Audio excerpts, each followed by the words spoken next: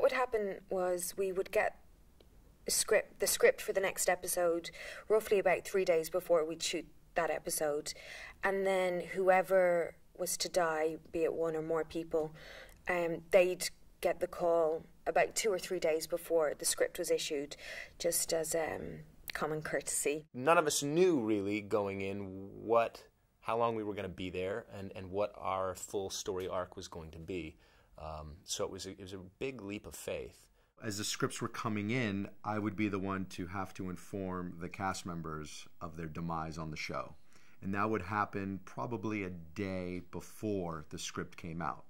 And we tried to keep it as confidential as possible. It was one producer, Kareem, who would make the call. But you knew that if Kareem was calling you, that was the Grim Reaper. But if he was texting you, it meant he wanted to go out. So texts were good and calls were bad. He would always either call you or he'd be like, hey, Cassidy, let's go.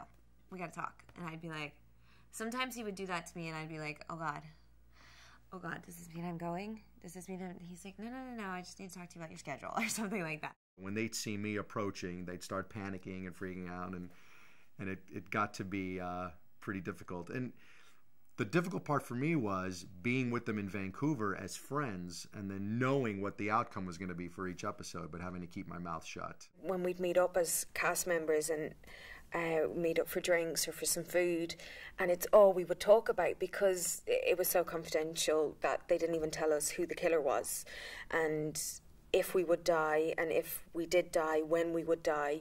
So all our conversations were, who do you think the killer is? Okay, I think it's this person because...